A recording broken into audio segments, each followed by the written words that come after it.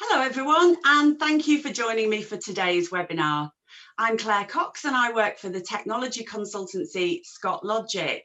I'm delighted to be joined today by Scott Logic's General Manager Nigel Wilson, and Nigel will be chatting with one of our favourite guests on these webinars, Manila McLean, CIO of Newcastle Building Society. Nigel and Manila will be discussing how the new normal is taking shape, covering topics such as how we're phasing our returns to the office, flexible working arrangements, and how we take care of our staff along the way. If you'd like to ask a question to Nigel or Manila, pop them into the Q&A box and we'll take as many as we can at the end. But before we get going, let me set the context by giving you a little bit of background about each organisation. Scott Logic has been a leading independent software consultancy for 16 years, headquartered in Newcastle with over 300 employees, over 6 offices in England, Scotland and Denmark. Working primarily in financial services, energy and the public sector, Scott Logic transforms our clients' businesses by engineering innovative, bespoke software solutions that drive measurable value whilst also enhancing the core strengths of their technology delivery capability. Newcastle Building Society, with 31 offices and 1,200 employees, is the largest building society in the northeast of England and has been helping customers save for 150 years. Newcastle Strategic Solutions is part of the society and is the UK's leading savings management platform, supporting the society and other UK banks and building societies in launching and growing their savings operations or in transforming the management of their existing portfolio. Now, if you follow our webinars quite keenly, you might have seen a webinar that Manila presented for us last year, very early on in the first lockdown, where she talked about life after COVID. You can still watch that webinar on the Scott Logic YouTube channel, but in case you didn't see it, Manila made several predictions for what she thought the working world might look like post-COVID. So it might be a nice way to start the webinar if I hand over to you, Manila, to give us a recap of those predictions and ask how many of them have come to pass. So over to you, Manila. Thanks, Claire. So yeah, I did. I made some predictions last year when we ran that first webinar. So I listened to some of the webinar at the weekend just to remind myself of what those predictions were, and I'm pleased to say that some of them have come through. Some of them, though, I'm less convinced on. And there were 5 in particular that I thought I would recall. So the first one was flexible working. So I suggested that colleagues will want and will expect a much greater degree of flexible and remote working options going forward. And for the vast majority, flexible working has been positive. And survey after survey that we read has shown that people want and they expect this to stay. So that one I think has been true. Secondly, that I said that building on the learning from the first 3 months of the pandemic, I thought that the office base of the future would be used much more for specific collaboration exercises and more of a creative space. I think having face-to-face connections with others is really important. People in general are hardwired for social interactions, and many of us have really missed that interaction over the last 12 months in our working lives. So I do believe that the office space will be used in a different way. There'll be a different design, different layout, different uses for the space from the pre-pandemic times. Thirdly, I said that I thought that there would be a phased return to work. And I think when the time comes, for many businesses this summer, should everything go to plan, that will most certainly be the case. I do speak to some friends and family where their businesses will be looking for a very quick return. But I think for the majority, it will be slower steps. The fourth was around the speed of change. And I talked about the fact that many businesses had increased their pace of delivery, especially in the early days. We've seen multidisciplinary scrum teams being spun up who were given the autonomy to really work and focus and turn around the changes that needed to be made. There's a lot of streamlining of governance. Teams were given the scope to make sharp decisions, and many said, I think at that point, we want to keep it. And I think over the last 12 months, we've seen peaks and troughs of pace. I don't think the intensity that we've seen in the early days is sustainable long term. But I do think that, and I've seen it in our own business, that we can turn the dial up and down depending on what's required as and when. The fifth prediction that I made was around diversity, and the question that I posed was, and I don't actually think that this is one that we've seen as much positive movement on as I would have liked or that I would have expected. So I had asked the question, could the pandemic be a leapfrog moment for gender diversity in general, but also to improve within digital and tech industry? And in fact, actually, there's been quite a lot of evidence reported that the pandemic has had a disproportionate impact on females because they're through home working, they've typically taken on a much greater responsibility in domestic and caring support just from the nature of being at home. One piece of research that I did read recently that highlighted, it was published by the Global Institute for Women's Leadership, evidenced that fact as well. And I do think in the digital and technology economy, we're just going to have to work much harder at this topic. But on the plus side, in terms of in digital and tech, I think there has been an overall increase in demand for the roles. I think that we've seen an acceleration of this type of work, and we will continue to see that. So I think there's definitely been a growth in demand for our type of work. And that will continue with digital transformation and automation and so on.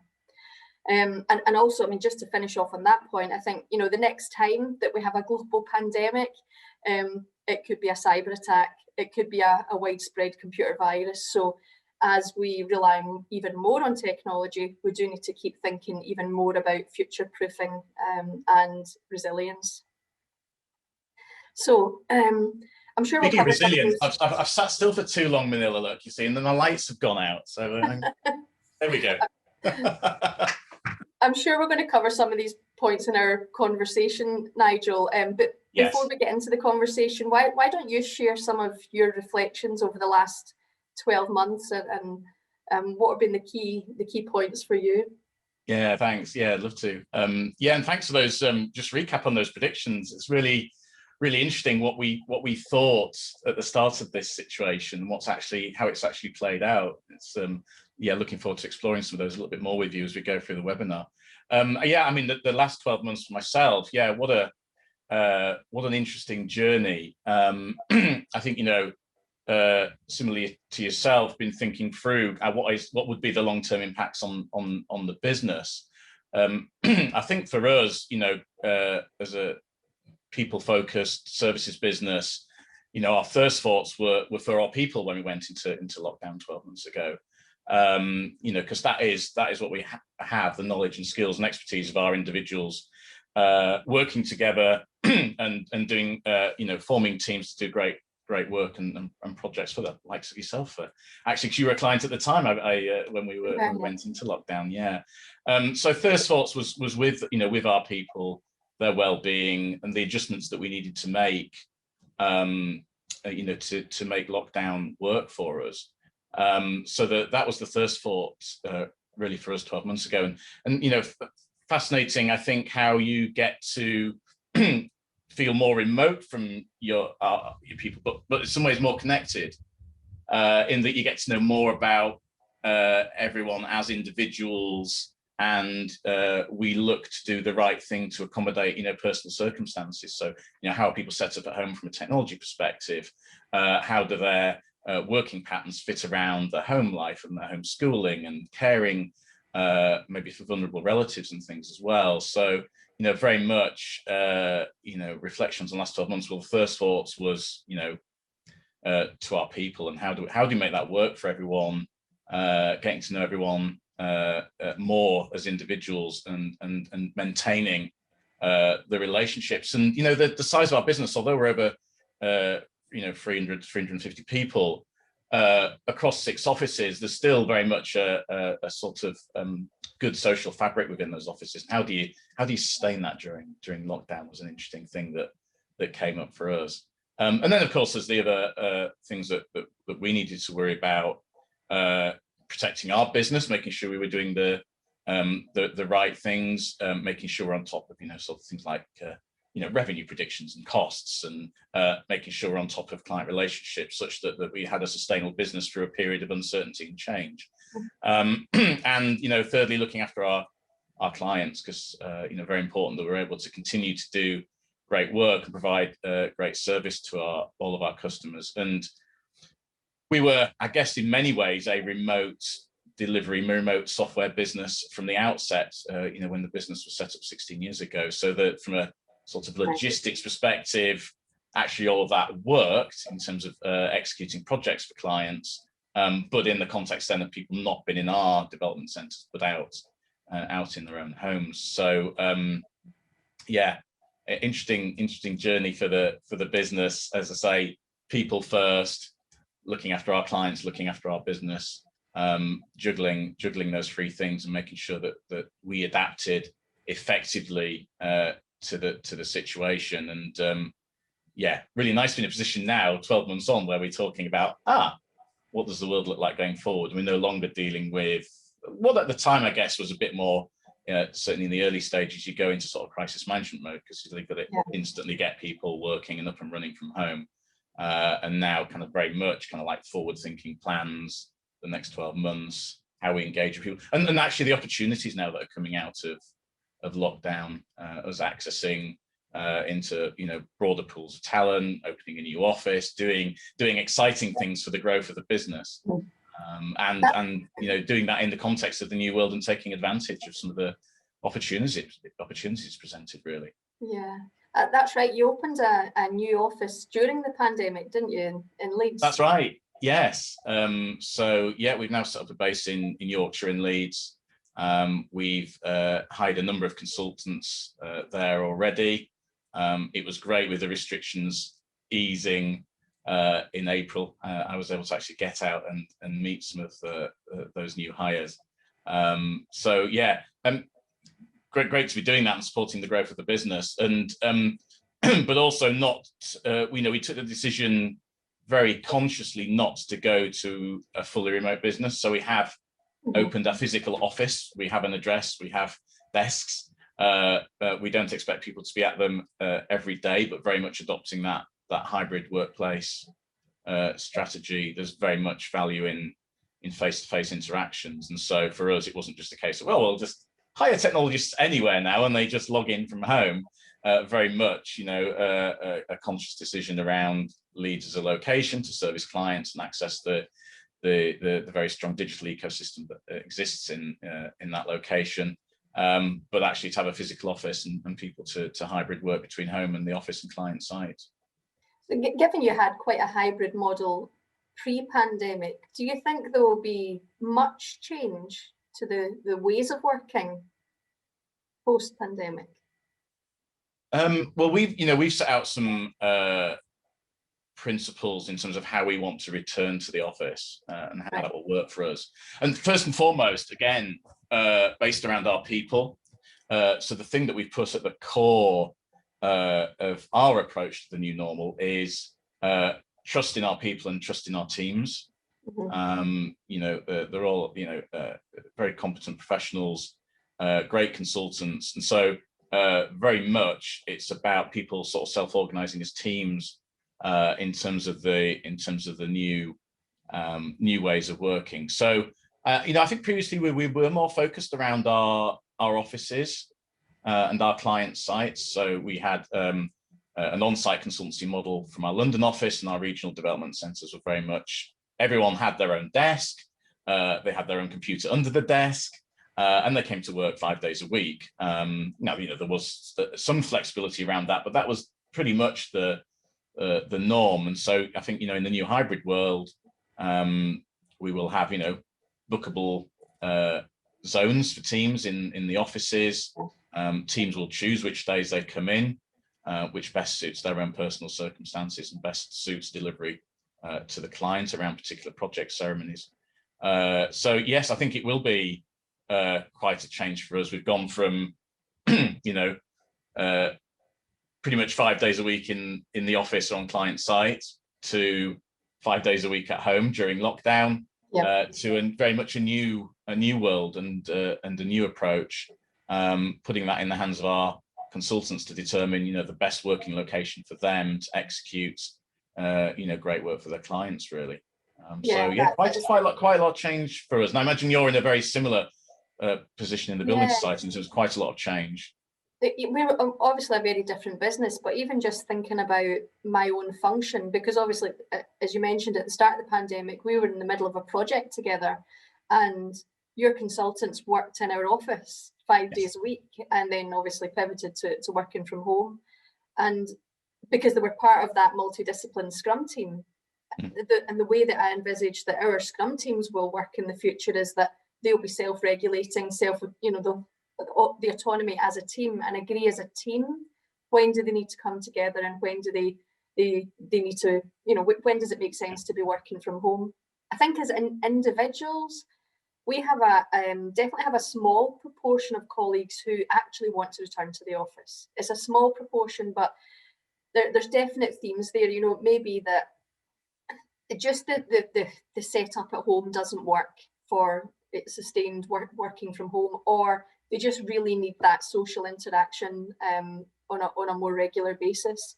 And interesting, I think some research I'd read recently was that it's more likely to be Gen Y, the younger generation, who really want that social interaction, even although Gen Y have grown up with video conferencing and so on. But the vast majority of our colleagues, they want a mix. So 1 or 2 days in the office to be able to collaborate, to keep those relationships going, but not to come in and sit at a desk to do work.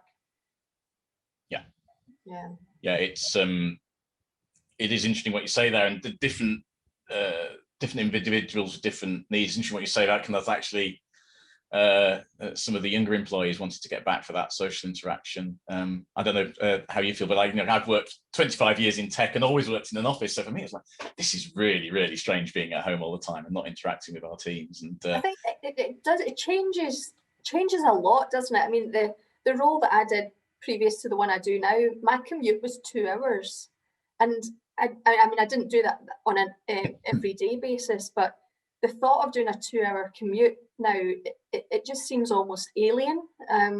But so does the idea of sitting at my desk every day for the next 15 years of my working life and never going into the office. So there's definitely a mix.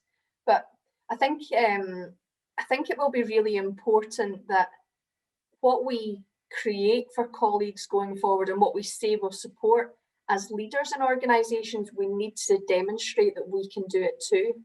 Because saying one thing and then going back to the office 5 days a week because it suits you as an individual, colleagues will look and see what you're doing, and typically, a lot of colleagues will then start to follow that. So if you want to show that hybrid can work, I think we need to do it as well. Absolutely. I think there's a great thing there in terms of leading by example. And I'm conscious I've come back into the office today, and there are probably half a dozen colleagues in the London office with me today. I don't know how you've planned your return to office. Very much for us, we're going in phases and we're following the government roadmap. And our first phase, which we're calling controlled personal use of the office, is very much again geared around sort of our people focus and thinking. So there are no defined business purposes for use of the office right now. Right. But where we can open an office in England, not in Scotland yet, again, the regional differences, we're able to open the office for controlled person. So for people that, are living at home alone, working alone, missing kind of just maybe actually having a little bit of a commute or cycling into the office or or doing some things. So I think, you know, for us, you know, our plan very much a gradual roadmap aligned with, you know, what the government's allowed us to do regarding the roadmap out of lockdown. But very much starting with our people and thinking, okay, well, the office, actually some people do want to physically get into the office or have a need for some you know, access to maybe tech or you know, better internet, and want to get out of the house. So that's been our first stage. I don't know, kind of, you know, your first stages or steps in that plan. Yeah, so we'll not plan for any type of scale return to the office until later in the year. I think autumn time at the earliest, we'll start looking at some test and learn scenarios. We'll take the opportunity to rethink the use of the office. So our office footprint has changed during the pandemic. We actually sold our head office in the city centre.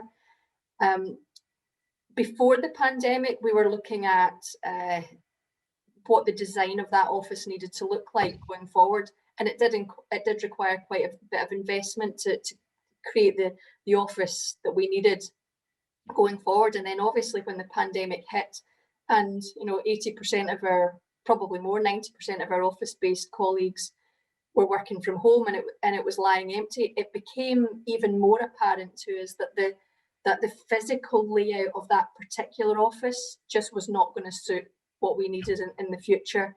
And there was a buyer for the office, so we sold it. So we've essentially, at the moment, we've halved our footprint. Now that doesn't mean to say that we won't look at another office in the city centre, but at the moment we have our main larger office in the Cobalt Business Park.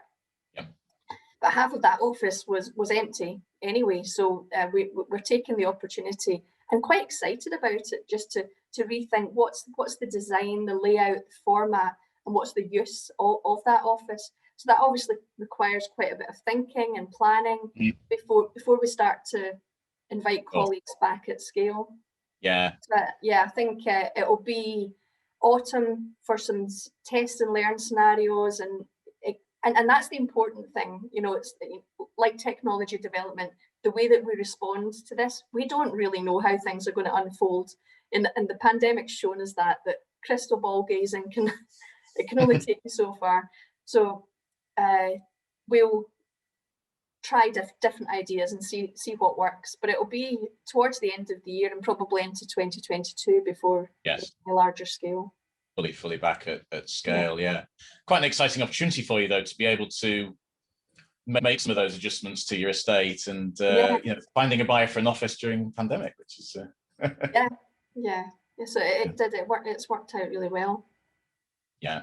So it's interesting because I think, you know, we're you know, wanting to make some use of the office to allow teams to collaborate, but you know, there's a lot of things there, aren't there, considerations in terms of we very much want to put our people first and not rush into business use of the office, but at the same time some people want that sort of access to the sort of office facilities, and there's all sorts of considerations there. I mean, you'll have had some of these conversations too, I'm sure, in terms of your return to office planning, in terms of, you know, where not just the government regulations are in terms of use of the office, and then also COVID guidelines and social distancing, but then kind of the vaccine rollout and everyone's individual sort of considerations. It sounds like you're very much kind of wanting to take a bit of a longer term view before you kind of make full scale use of the office.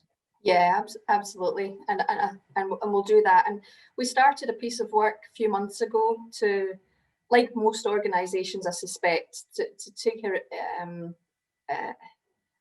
really in-depth think about this. So we started off with research, talking to our colleagues, and we've done quite a lot of that. So we've done it through colleague surveys, colleague interviews. We've also done ethnographic research where we've shadowed what colleagues are doing, how are they working, and how do they feel about the way that things work today? Where are the challenges and issues? Where do we need to improve? And how do we take that forward? And from that research, we've evolved it into archetypes of colleagues and looked at what would be the most suitable way for those colleagues to do their job effectively, but also to meet their own personal needs and the needs of the business. So we're really just emerging from the discovery phase of that, and taking quite a I guess a design-based approach to this. You know, we're not just rushing into it or just taking a cookie cutter approach for what other organisations are doing. What's going to work for us as a business? We're a very purpose-led organisation, and that purpose that we have, it's really our North Star. It's what led us through the pandemic, and it's what will see us going forward. And we want to continue to evolve the culture that we have in the organisation, which is really like your business. It's about putting our people first and making sure that they have the tools to do their job as well as they can, and that they have access to the right other colleagues and so on. So yeah, we're taking quite a thoughtful approach to how we're gonna return. Yeah, I think that's really good. I think what you've highlighted there, I don't think there's not a one size fits all approach. No. You and I know that our organisations are slightly different in terms of scale and geographic distribution, and I think there will be some archetypes, I think, in terms of different types of business doing different things, but there isn't a one size fits all. I think we're all on a journey of you use the word discovery. I think we're on a bit of a journey of discovery with this still, and I think I think what I've enjoyed is the fact that we're able to, because of the scale of our individual offices and proximity to our people, is kind of like having a little bit of flexibility there in that discovery. I think it's important that we kind of learn and adapt, but at the same time, to your point, not rushing into something that makes people feel uncomfortable. It's very much about the people. Yeah, absolutely. I think there's been real benefits to having the experience of working from home, and I think having that hybrid model will be beneficial, because when you're working in your own home personal space, I think it changes your frame of reference. So for our types of teams where we're building technology products and services for use by customers or colleagues and so on, when you're in the office space, what you see around you, that's your frame of reference. But the products that we're building are typically used by customers in their home. So I do think it brings a different dynamic to your thinking by the physical surroundings that you're in. So having that mix of home and office, I think will be a really positive for our types of teams. Yeah, it's just fascinating, that, isn't it? I mean, I think we subconsciously all feel different in our own homes than we do in our office. It's slightly, just all those boundaries are now dissolving, between sort of personal life and professional life, and of course, because you're sat in your own living room or bedroom or whatever on your laptop doing Teams calls with your colleagues. But it's interesting what you say, because the in your business, of course, all of your customers are end consumers who are wanting to do their banking services in their home. Like, I guess for you, it's maybe fueled some interesting thinking about service delivery and innovation and how you can use digital to reach your customers, because I think I'm right in thinking that a good proportion of your customer base wanted to maybe visit a physical branch, which of course is not possible during lockdown. And I imagine where they're talking to call center people, an element of trust. You're speaking to a call center, you hear the buzz of a call center in the background. You call a call center operative and they're in their home and you hear their dog or their children in the background. And it's a very different dynamic in terms of how you service your customers, I imagine. Yeah, that's been really interesting. So we've got this really interesting business model where we have our building society customers who we serve, but we're also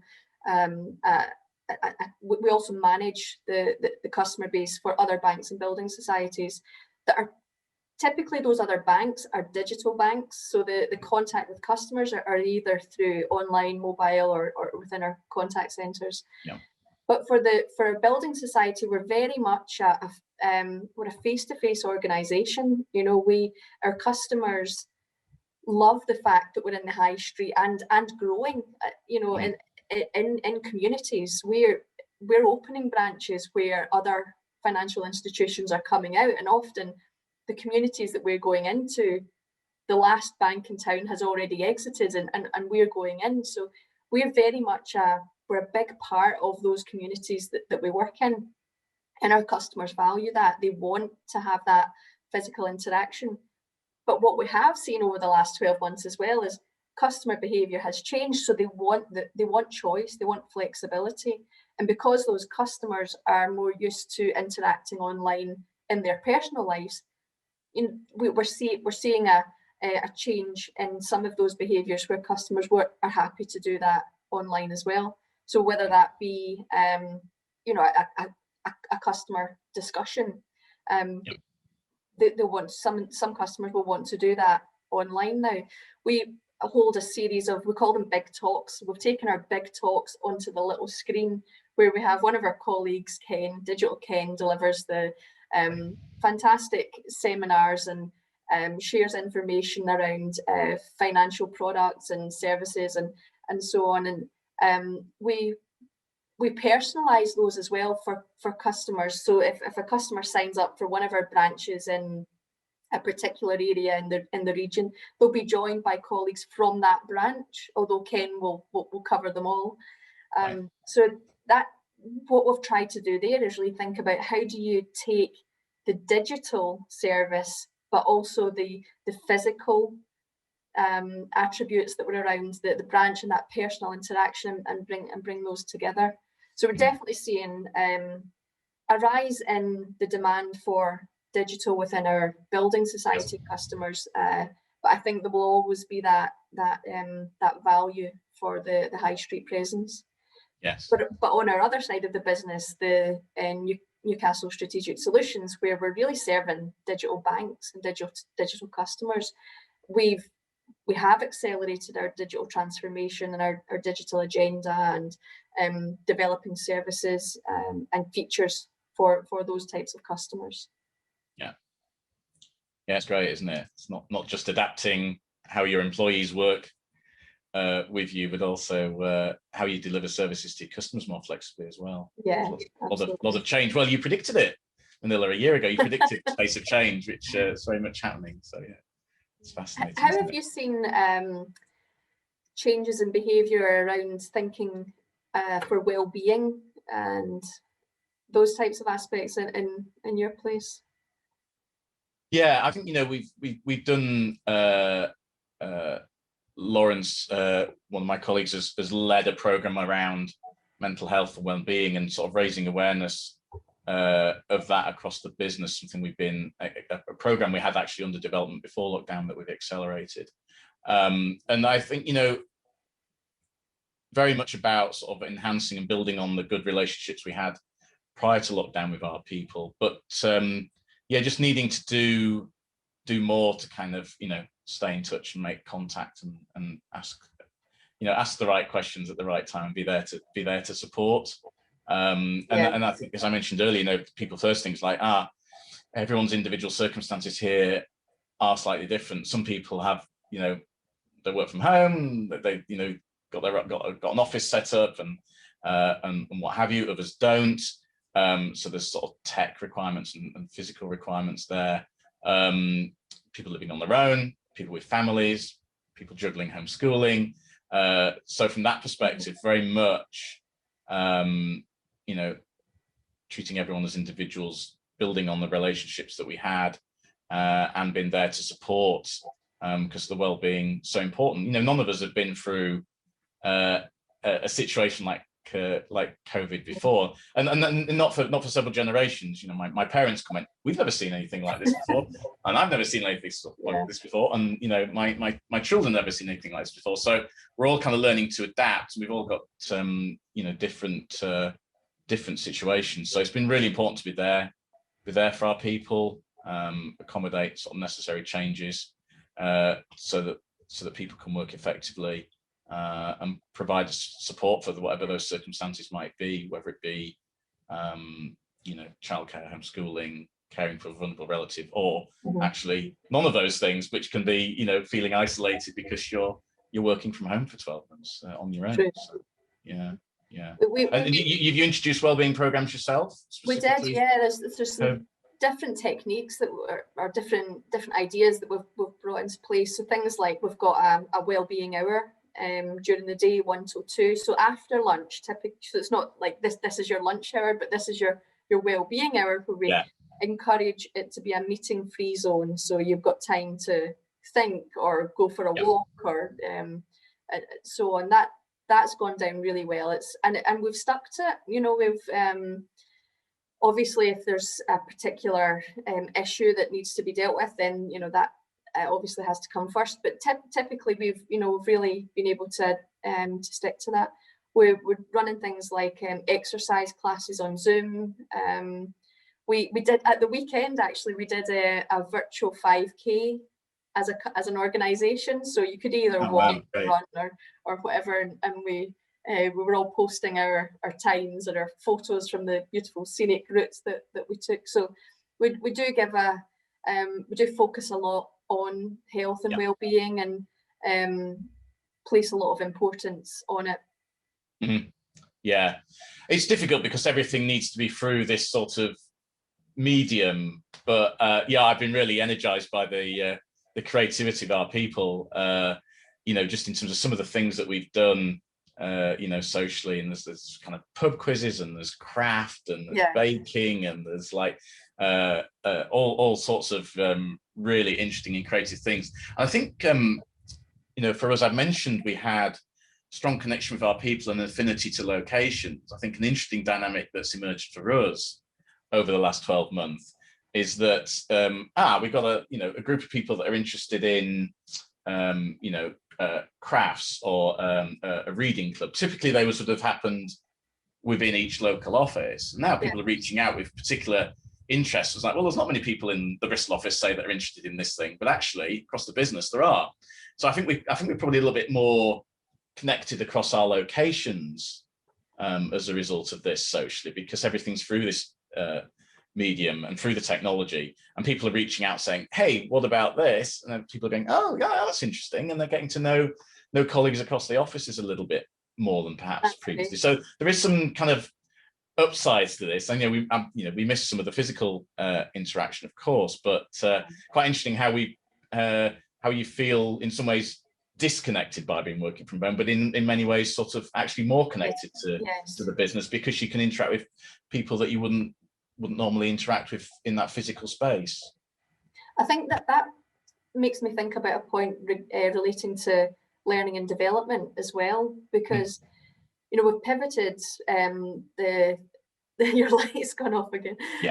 Pivoted learning virtually. So historically, where we would have traveled to a site and spent a full day or a few days in a training room, learning has gone online. So you're in a virtual classroom with people from sometimes all over the world, but it's changed, hasn't it? Because it's moved to a bit more bite-sized. So like this type of webinar that we're doing, the amount of webinars and training sessions that I'll listen to, but I'll listen to them on my dog walk, or if I'm out doing a run or something like that. It's whereas traditionally you would have had to have packed your bags, travel to the site, and spent that time in the training session. I think that will have changed to, I don't think we'll go back to the way it was, but I think that will have a more of a hybrid model going forward as well.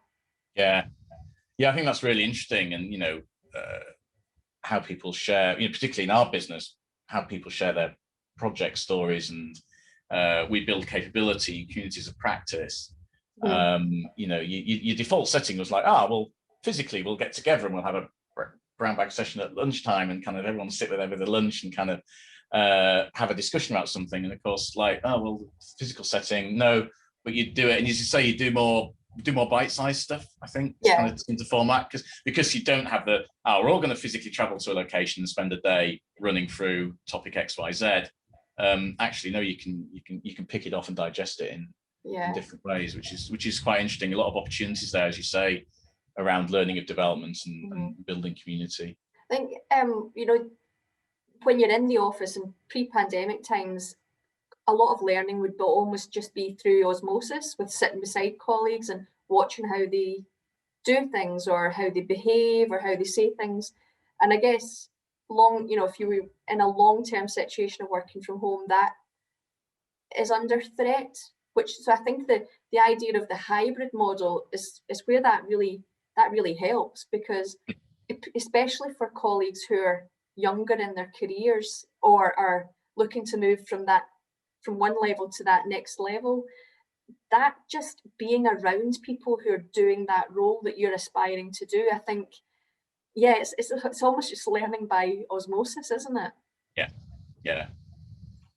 It is an interesting adaptation, and you've done quite a bit of tech recruitment, as have we actually, I think, during lockdown, and that's a whole new dynamic as well. You know, we have people in the business who, you know, we've recruited and hired using this medium, and they haven't actually physically been in the Scott Logic office. And you've been on a big tech recruitment drive as well, I believe. Yeah, we recruited about 25%, or increased our headcount in digital and tech by about 25% last year. And about 30 of those were colleagues who moved into new positions or promotions, and 70% were new colleagues that joined the business. All of that was virtual. So there's a significant number of colleagues that I've just never met. So that's worked really well, and I do think that virtual recruitment will be here to stay, in that I think interviews are so much more efficient run virtually. But I do think that the chemistry check at the end before the formal offer goes out is very valuable as well. So I think, again, we'll take the best of both worlds. I don't think personally, I don't think I would revert back to everything has to be face-to-face when it comes to recruitment.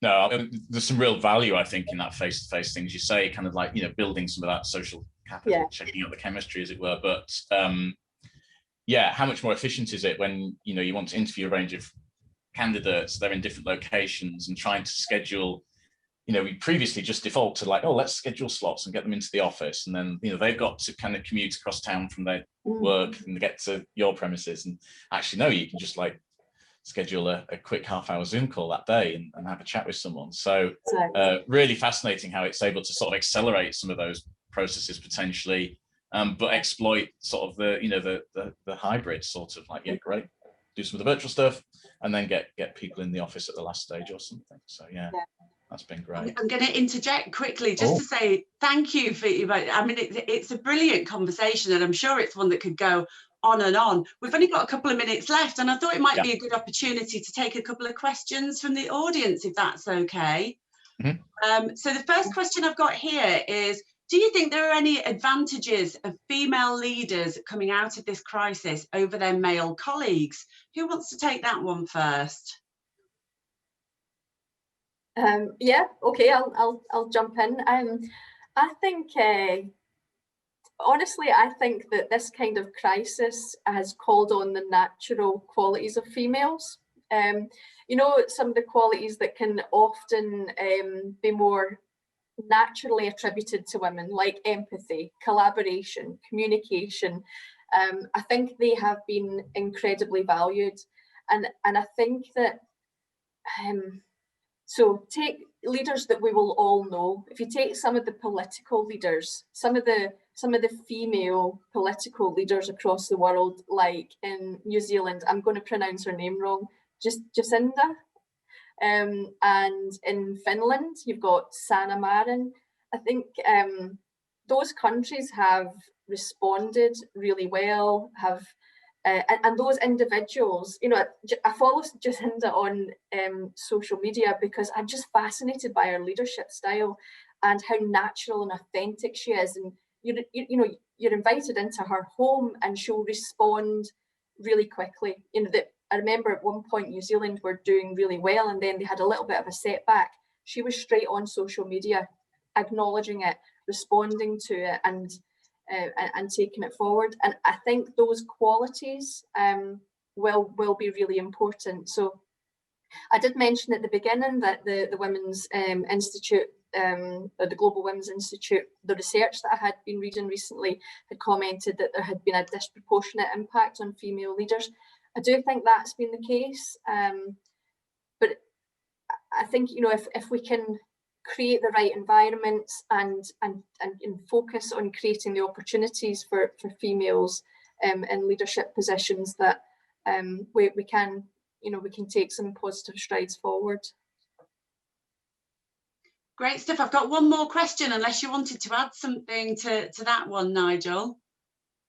No, I just hope that you know, there are some opportunities there, and we do see, you know, particularly tech. We're very keen as a business to support improving that gender balance, and I think, you know, the move to sort of maybe hybrid and more flexible working hopefully will help with some of that.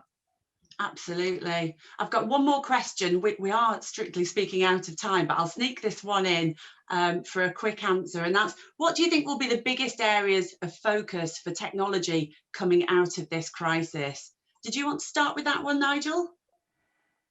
Yeah, I mean, I think for us, what we're seeing is just that accelerated pace of change, and clients are looking to be more, you know, flexible around the deployment of technology. And so, you know, we know, for example, some of our clients have been talking about more advanced use of cloud prior to lockdown, and that's, you know, there's been a real catalyst, particularly financial markets. We've seen increased volatility, volumes in terms of trading, and people just want that scalable infrastructure.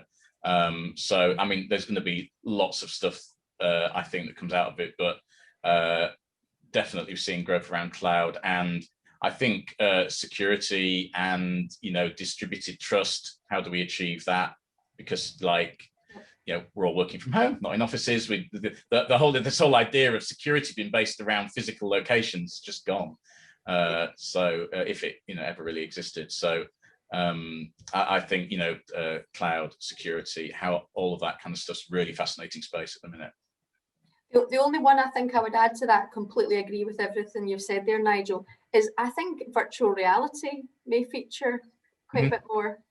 I read that recently that PwC are investing in VR headsets for a lot of their workforce, so that there's almost the level playing field to an extent of people that are in the meeting physically and those that are connecting through technology. So. Yeah, so interesting.